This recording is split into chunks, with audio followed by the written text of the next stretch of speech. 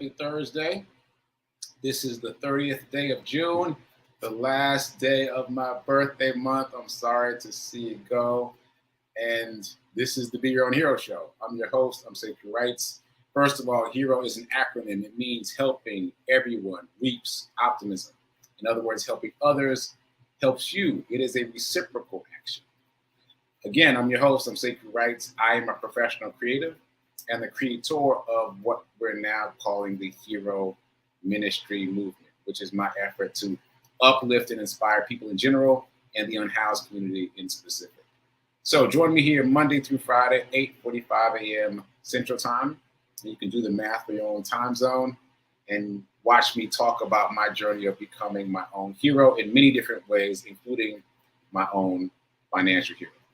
As always, shout out to New Thought Media Network for allowing me the space and the opportunity to talk about my journey. And you can make a donation to them at N as in Nancy, T as in Thomas, media.org, ntmedia.org. They are a 501c3 nonprofit, so your donation is tax deductible. So check them out. Okay, all that said, quick disclaimer, I am not a personal trainer, nor am I a financial advisor, so do your own due diligence. All right, let's get into it. I'm not sure, once again, what episode this is, but this is season 4. And we've been talking about inflation and bear market and scary stuff, quote unquote scary stuff recently. So we'll get into that in a second. But first, I'm going to talk about the charity run, and I've got a little bit of show and tell. So today is day 395. 395. I've been running every single consecutive day, at least a mile a day for 395 days in a row. I'm already stealing my own thunder. Let me just show today's run report, and we'll take it from there. So give me 1 second to get that queued up. I'm just navigating, and here we go. Sekou Hero Charity Run, day 395. I've been running every single consecutive day for now 395 days in a row, and we are on mission. By the way, I'm at this park right here. I guess it's called Capitol View Park. Anyway, I had to run past that sign, that park, when I ran my half marathon. And it's so wild. This is the first time I've run here since then. And as I was running around the park, everything that happened during the half marathon came back to me.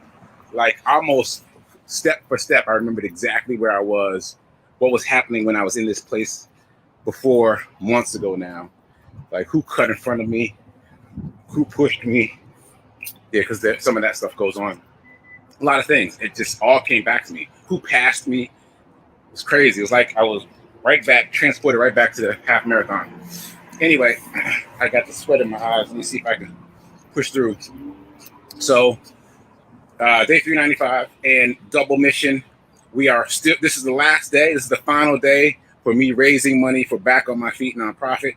Go to the link in my bio, herocharityrun.com, herocharityrun.com, make a donation and or spread the word. Spread the word. What last day? So big push. Please donate and please share. If you already donated, share on this final day for that fundraiser. Also, I am giving away McDonald's gift cards to the unhoused as I run past them. And so if you'd like to contribute to that, let me know and we can get that going too. So, all right, I'm out of time. I'll see you later. Sekou Hero Charity Run, day 395. I've been running every single consecutive day. Okay. 395 days. There we go. All right, so as you just heard me say, today is the last day of June. This is the last day of my triple anniversary month. Personal anniversary, meaning my birthday, year anniversary of the charity run, and year anniversary of this show, the Be Your Own Hero Show. So let me give myself what may be the last fireworks for a minute. All right, triple anniversary day. And again, this is the final day for the mission to raise money for Back on My Feet nonprofit. There's the link in the bio, herocharityrun.com. And I just wanted to share with you, this is funny. So there's a grocery store I go to here in Nashville called Turnip Truck. And there's a woman there who has befriended me, and every time I see her now, she has a different question about the charity run. So most recently, it was specifically about Back on My Feet, the number of people that get employed through the nonprofit. So I just thought I would share with you some of the statistics from Back on My Feet. So let me just add this to the stream so you can see it. This is just the Back on My Feet website. And you can't see it at the top, but it's just backonmyfeet.org. And as you can see, it says you can help disrupt the cycle of homelessness. And over here, I don't know if you can see my mouse, but we've got 70% members employed and housed. And members are the people that accept the challenge to run every day with the nonprofit. And by running every day, they show up for themselves, they build their confidence, they build their self-esteem, and that enables them to do other things because it's all about mindset, right? So 70% of the members are employed and housed. And this number in the middle is the one that really grabs me. 1.2 million miles run. 1.2 million. And as you see, it's counting up as we go. That's incredible. As you know, last time I added up my miles, I was in the thousands. So more than 1,000. And that's significant. But 1.2 million is really, really significant. So please donate. Once again, go to herocharityrun.com and make a donation there. And also, please get involved with the nonprofit directly, right? Because they're doing some really amazing things. All right, so I've got one more show and tell. I want to show you my profile page for the New York City Marathon. This is where you donate to my campaign for Back on My Feet, and where you can see all the statistics. So, should I do a drum roll?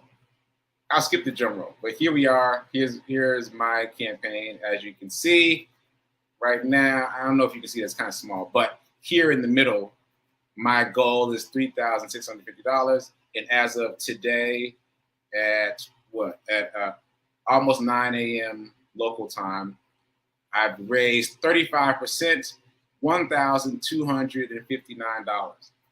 I am very excited about this.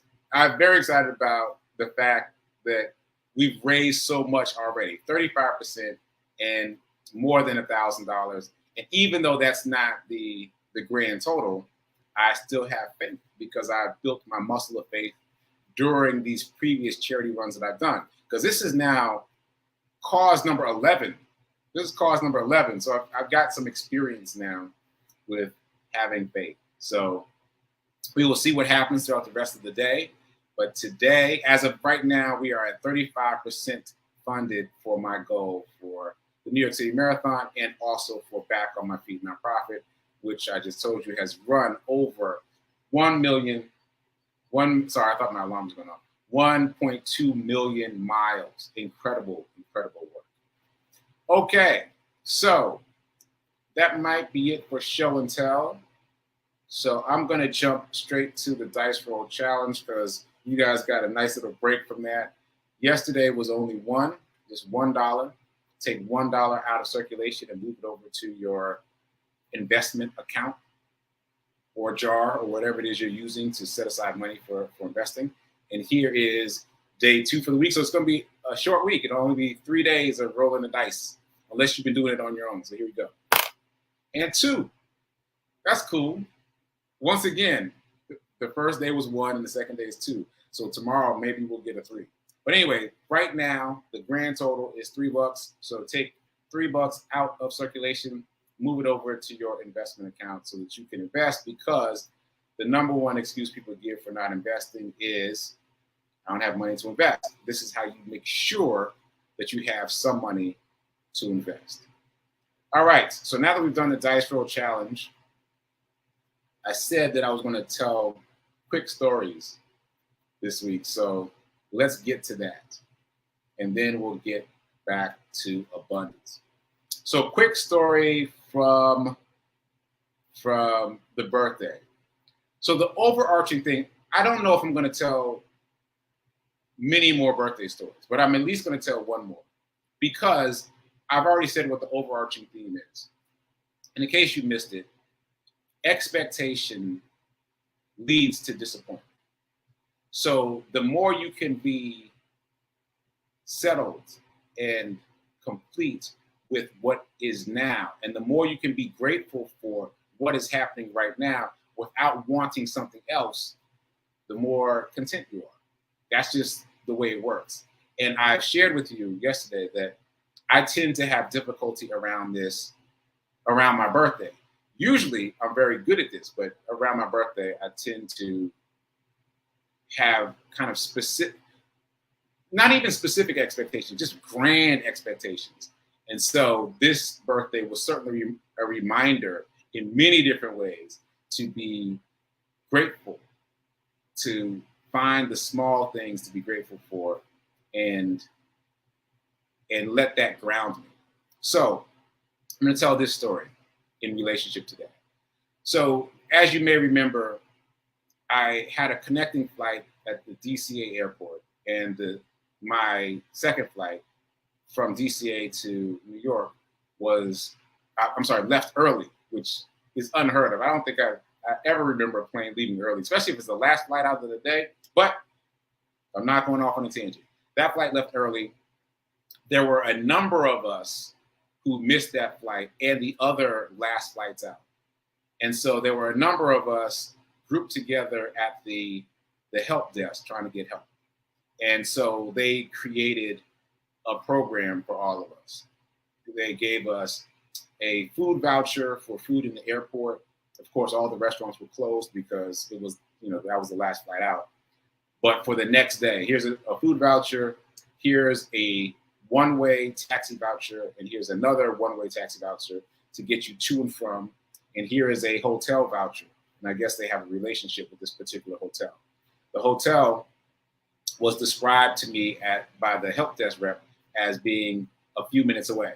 It was not. It was like a half hour away. It was a long ways away.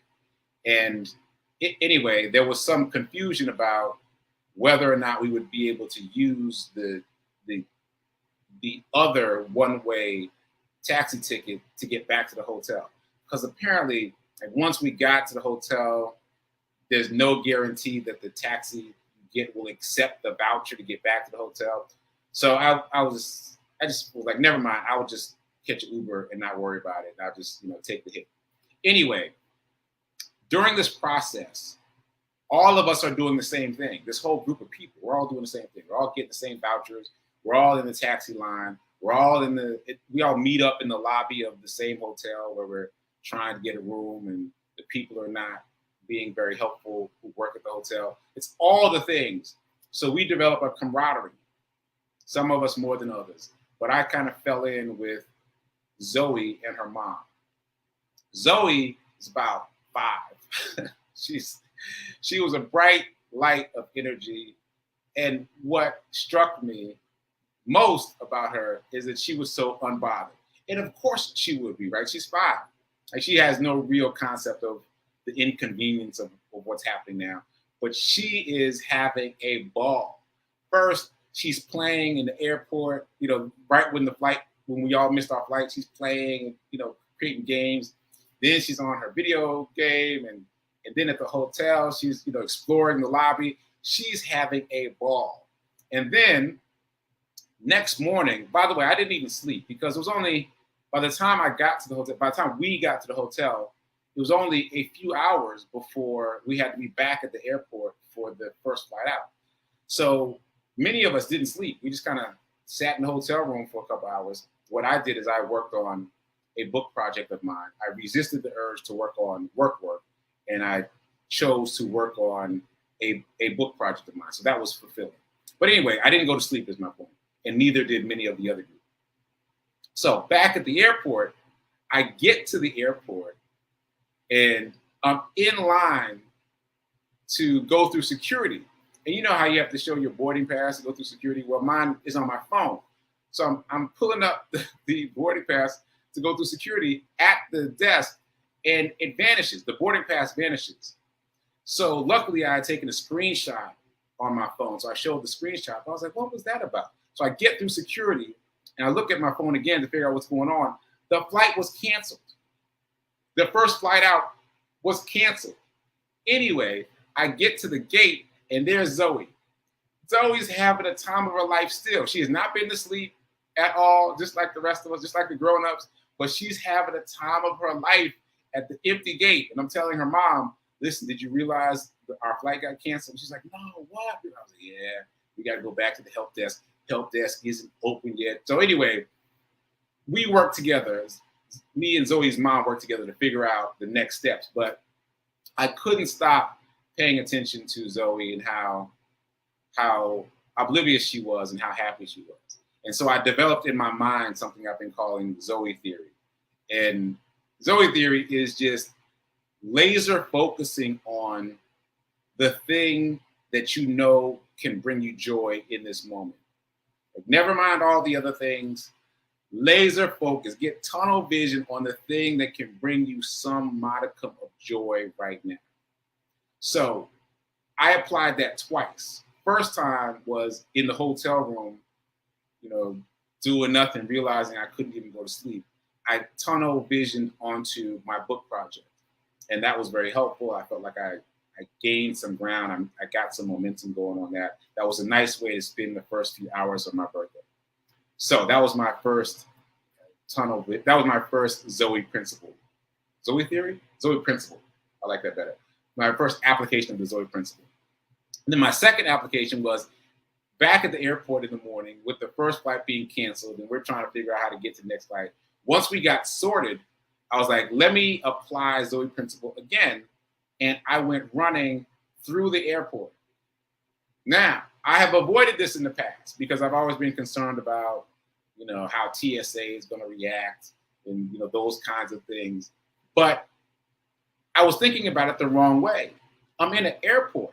And as I was moving around the airport, I saw people running for their flight because that's what you do in an airport when you're about to miss your flight. You run for the flight. So there were other people running. So I realized that TSA and security and whoever else was watching would just think that I was running for my flight. So I got myself together.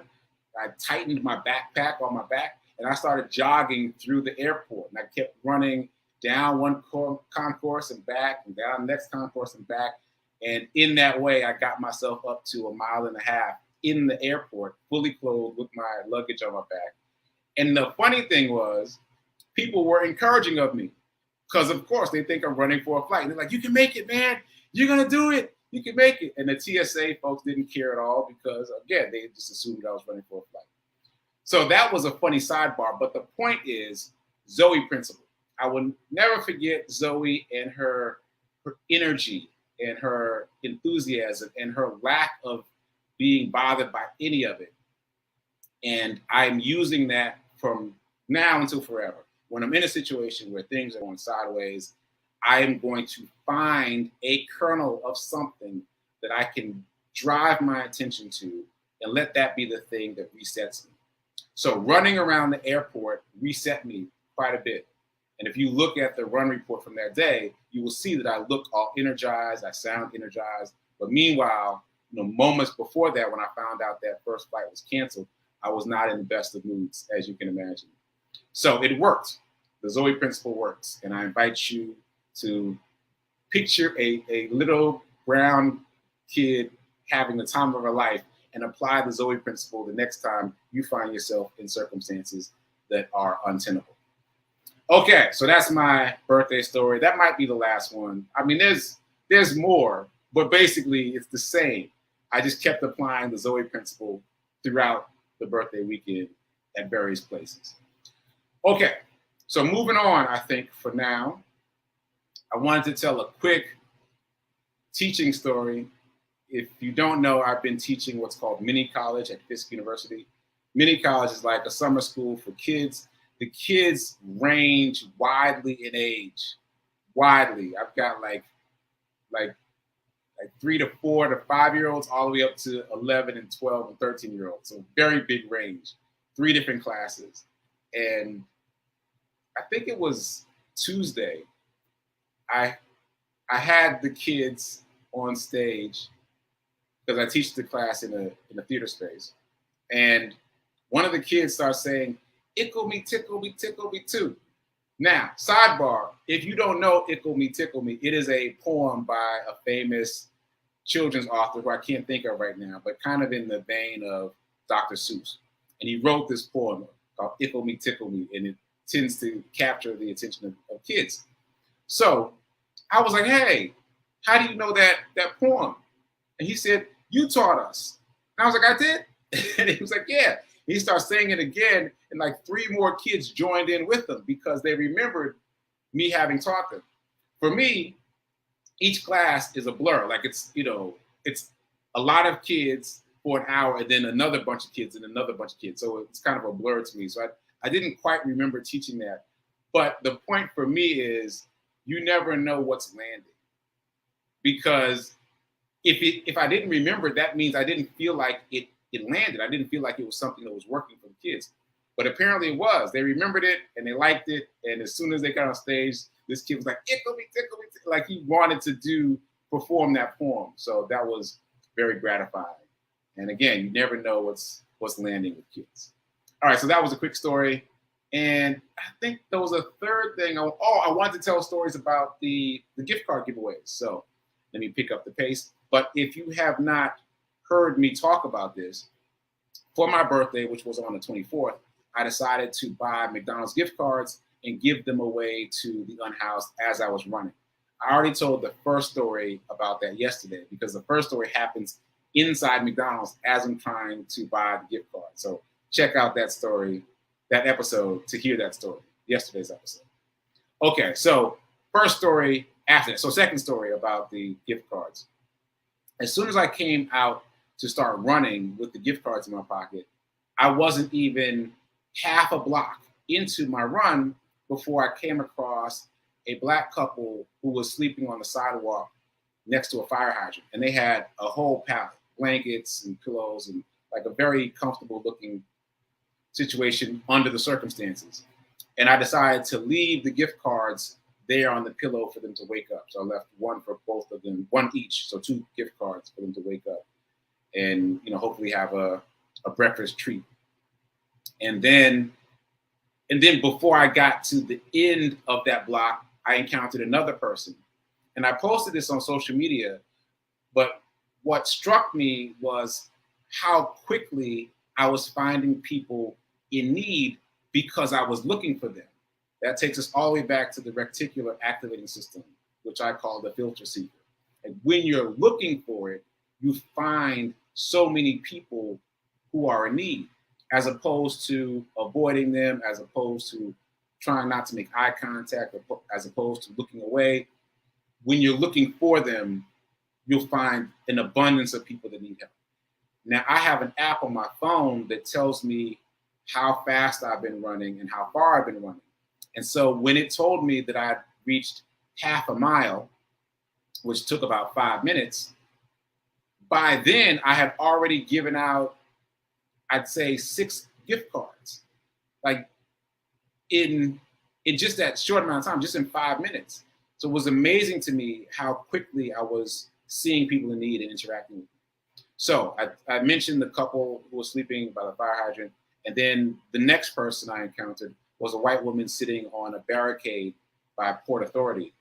And I was talking to her, but it was like she was suspicious of me talking to her. And so she was like, she saw me looking at her and she saw me talking to her. And then she looked away. And then she was kind of, "Oh, sorry, my alarm's going off." So she was kind of like cutting her eyes back at me. And then so I held the card up and pointed at it. And that got her attention. And then we had a brief exchange where I was explaining that this is a McDonald's gift card. And she asked me how much was on it. And I told her it was $5. And she thanked me so much. And as I was jogging away, I could hear her yelling after me, "More thank yous." So those are the first 2 interactions with the unhoused I had with the gift cards. There are many more. I will tell them later because my alarm is going off and we got to get to abundance. Anyway, if you are interested in sending me gift cards for me to continue this effort, let me know and we can get that going. Someone has already done that and I intend to keep doing it as long as you guys are interested. Okay, so moving on to abundance, let's do the affirmation and my reminder, and let's get to it. So, affirmation, where's the affirmation? Here we go. I am so happy and grateful to be a multi-millionaire in every area of my life. Drink that in, hold it. Whenever you're out there in the world and you feel pinched by financial situations, remember that affirmation. Okay, my quick reminder is if you only spend, you'll stay poor. If you only save, you'll stay middle class. And you only get a C in my grading system. If you want to change your financial circumstances and get an A in my letter system, then you must invest. It's not optional. You must invest because investing is the way to beat inflation. You can't outsave inflation, which is what I said yesterday. You can't outsave inflation. And I know all of us have been taught to save. You can't outsave inflation. That money that you're saving is losing value rapidly. You must invest so that you can make enough money to beat inflation. Okay, so that said, I got a little bit of time left. I told too many stories. So with my little bit of time, I'm going to recap something that I heard in a podcast. So I was looking specifically for podcasts about the Roth IRA. And I invite you to do this on your own. Please, please, please do not let this TV show, this hero show, be your only avenue to learning more about money and finance. You've got to learn more. So that said, I Googled a podcast for the Roth IRA. And I want to mention this result. This guy was talking about how he missed contributing the full amount to his Roth IRA. So he had a Roth IRA, but he didn't put the maximum in. So he missed $10,000, right? So there is an annual limit of $6,000. So I don't know how his $10,000 came to be. Like maybe he missed the whole year and then missed some of it the next year. I don't know. But he says that he missed contributing $10,000 into the Roth IRA. And as a result, he did the math. If he had not missed that money, if he had not missed contributing that money to his Roth IRA, that $10,000 would now be worth $88,000. $88,000. And then he projected further out and said that at X date certain in his future, it would be worth $600,000. $10,000 can produce $88,000, which can produce $600,000 all by itself within the bucket of the Roth IRA. Now, the catch is you have to decide what to invest in inside that bucket. But still, those numbers should be exciting to all of us, right? You said this goes back to the idea that you can't outsave inflation, but you can out invest inflation. If your $10,000 becomes $88,000 and becomes over $500,000, then you have you've out invested inflation. And there you go. All right, so I see there's some comments, but I'm already out of time. I'll check the comments out after the show ends. It's time for prayer time right now at 10:15, and then at 10:30 it's time for Sit with Rev Melissa. Until tomorrow, keep doing, be a hero, be your own financial hero, and remember that now is better than perfect in terms of all things, but especially in terms of investing. So go invest. Today, I'll see you tomorrow.